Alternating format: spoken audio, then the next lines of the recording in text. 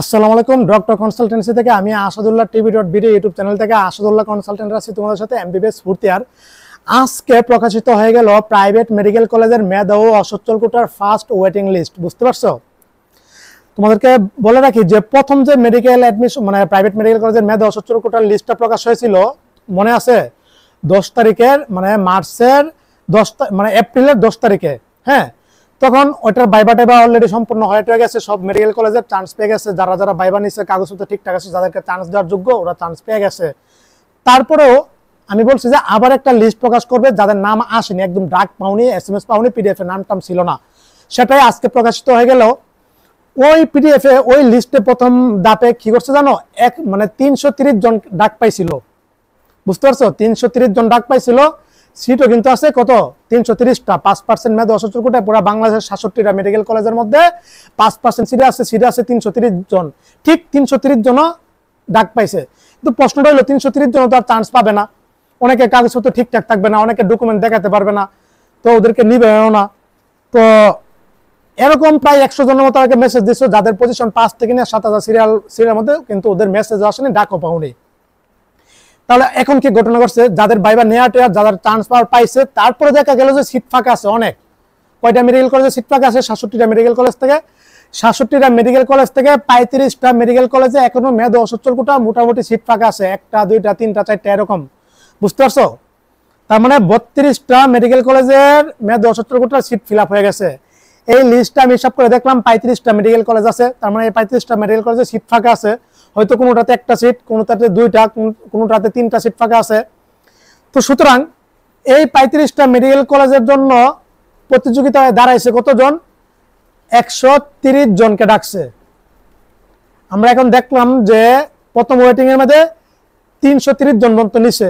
আর এই যে প্রথম লিস্ট থেকে আর এই যে ফার্স্ট ওয়েটিং অপেক্ষমান তালিকা প্রকাশ করছে, এখানে 460 পর্যন্ত নিছে।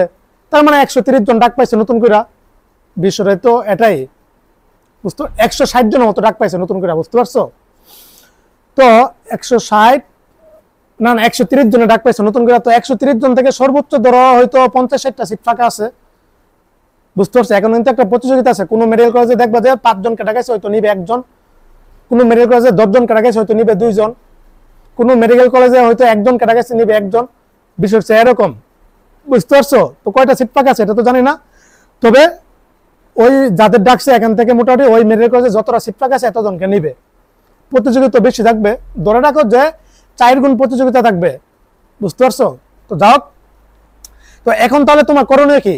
এই যে লিস্টটা প্রকাশ করছে, এটা আমাকে যা মানে লিঙ্কটা আমি ডেসক্রিপশন বক্সে দিয়ে দিব অথবা ফার্স্ট কমেন্টে পিন করে দিব, এটা ডাউনলোড করে তোমরা দেখে নিও।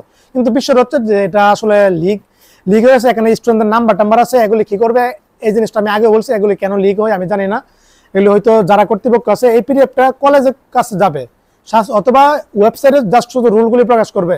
কিন্তু রুল থাকলে কি করে দালাল কর্তৃপক্ষ, প্রতারক, বন্ড বাট্টা ওরা কি করে নাম্বারগুলি স্টুডেন্ট আছে তখন নাম্বারদের ফোন মানে এই নাম্বারে কল দিয়া তখন স্টুডেন্টদের বিভিন্ন অফার করে যে টাকা দিয়ে সিট পেয়ে দিবে, তারপরে বিভিন্ন হয়রানি করা। জিনিসটা আমার রাষ্ট্রের একটা প্রাইভেসি নষ্ট হয়েছে। আমি মনে করি স্টুডেন্টদের একটা প্রাইভেসি নষ্ট হয়েছে। এই জিনিসটা কর্তৃপক্ষের ব্যর্থতা। কর্তৃপক্ষ যারা এটা প্রকাশ করে ওরাই তো প্রকাশ করে কোনো না কোনো ভাবে, মানে লিক হয়ে যায় জিনিসটা। নাম্বার কেন প্রকাশ করবে? এটা আমি সাপোর্ট করি না। এখানে অনেক হয়রানির শিকার হবে। আমি আগের ভিডিওগুলো তো প্রমাণ সহকারে দেখে দিয়েছি কিভাবে হয়রানির শিকার করা হয়, কিভাবে SMS দিবে, তোমাকে কল দিবে, আরো হয়রানি দেখাবে, বইভীতি দেখাবে। তো যাও, তো তোমাদের এখন কি করণীয় তোমরা অনেকে তো জানো না, কোনো ব্যাপার নাই। আজকে প্রকাশিত হয়েছে, কালকে থেকে স্বাস্থ্য অধিদপ্তর থেকে তোমার সিমে SMS চলে যাবে। সুতরাং সিমটা অ্যাক্টিভ রাখবা যারা মেধা অসচ্ছল কোটায় আবেদন করেছিলা। বুঝতে পারছো? স্বাস্থ্য অধিদপ্তর থেকে একটা মেসেজ যাবে, আবার ওই কলেজ থেকে তোমাকে কল অথবা মেসেজ দিবে যে যে কলেজে তুমি ডাক পেয়েছো। বাংলাদেশ কলেজে আজকে আমাকে ফার্স্ট দুপুরে কল দিয়েছে এক ছাত্রীর বাবা, ছাত্রীও। তো ভাই আমার বাংলাদেশ মেডিকেল কলেজে ডাক পেয়েছি, ওইখান থেকে তো এখন ফোন দিয়ে মানে বলছে অথবা এমন তো PDF-এ দেখলাম নাম রোল আছে। বুঝতে পারছো?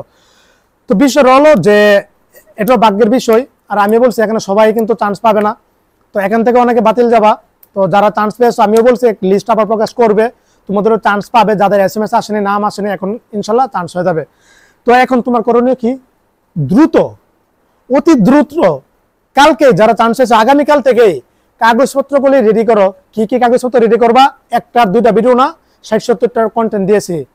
কি কি কাগজপত্র তোমার তৈরি করতে হবে। অলরেডি আমার 100 জনের মতো স্টুডেন্ট চান্স পেয়ে গেছে ভাইভাতে, যারা আমাকে জানিয়েছে, বুঝতে পারছো? একদম ইব্রাহিম মেডিকেল কলেজে কত 6 জন চান্স পেয়েছে না, 5 জনে আমাকে জানিয়েছে, 5 জনে আমার স্টুডেন্ট। বাংলাদেশ মেডিকেল কলেজে যে কজন চান্স পেয়েছে 4 জন জানিয়েছিল, হোলি ফ্যামিলি, ন্যাশনাল, এনাম, সবগুলো মানে গণশাস্ত্র, জহিরুল ইসলাম, সবাই মোটামুটি চান্স পেয়েছে, বুঝতে পারছো? তার মানে 32টা মেডিকেল কলেজে সিট ফিল আপ হয়ে গেছে অলরেডি, ওদের আর মেধা কোটার সিট ফাঁকা নাই, বুঝতে পারছো? তখন তোমার কি কি তৈরি করতে হবে, এট ফার্স্ট ওই ভিডিওগুলি দেখে নিও, অথবা ডিসক্রিপশন বক্সে আমি লিঙ্ক দেওয়ার চেষ্টা করবো। এট ফার্স্ট তোমার একটা নোটারি তৈরি করতে হবে। তুমি যে যে অপশনগুলিতে ইয়েস দিচ্ছ এই কাগজপত্রগুলি দেখাতে হবে, নাহলে কিন্তু তুমি বাতিল, আউট। নোটারি তৈরি করতে হবে। নোটারিতে তোমার বাৎসরিক ইনকাম, তোমার সম্পত্তির পরিমাণ লেগাল থাকবে, বাস এটা হয়ে যাবে।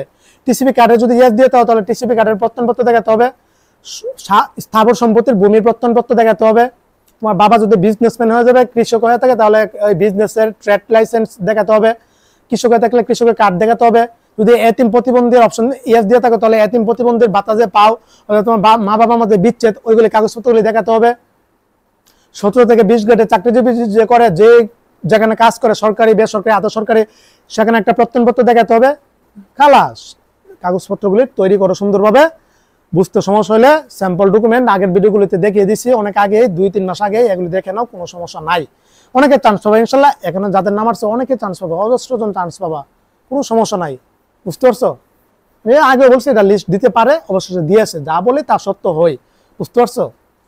তো এই ছিল, সবাই ভালো থাকো, সুস্থ থাকো, সবার জন্য অনেক অনেক শুভকামনা রইল। আর মেধা কোটায় যারা চান্স পেয়েছে, আমার চাচ্ছিলাম একটা গ্র্যান্ড সেলিব্রেশন, একটা প্রোগ্রাম করার জন্য, অনেক লাখো লাখো টাকার হিসাব নিকাশ, অনেক প্যারেশনের একটা ব্যাপার সেবার, তো ওইটা আবার ক্যান্সেল করে দিয়েছি। আবার চাচ্ছিলাম যে তোমাদের যারা আমার চান্স পেয়েছে, যে 100 জন স্টুডেন্ট মেধা অসচল কোটায়, সরকারিতে পড়ার মতোই তো এটা, ফ্রিতে পড়বা, ক্র্যাশ আকারে, এমনকি মক ডিজাইন আকারে চাচ্ছিলাম পাঠিয়ে দিতাম, এই অপশনটা আমি বাতিল করে দিয়েছি। এগুলি হয়রানি, অনেক প্যারাটারা টাকা মাকা জমানো টমানো হয়রানি প্যারাবিতে বাতিল করে দিয়েছি, রিল্যাক্স। যাই হোক, তো এই ছিল আপডেটটা, তোমাদেরকে জানিয়ে দিলাম। হোয়াটসঅ্যাপ নক দিও, সমস্যা নাই, ডকুমেন্টটা দেখে দিব। যারা যারা আবেদন করছো নাম আসেনি ওইখানে চেক দিবা, আর তোমার সিমে SMS যাবে। সবাই ভালো থাকো, সুস্থ থাকো, সকলের জন্য অনেক অনেক শুভকামনা রইল। আসসালামু আলাইকুম রহমতুল্লাহি ওয়া বারাকাতুহু।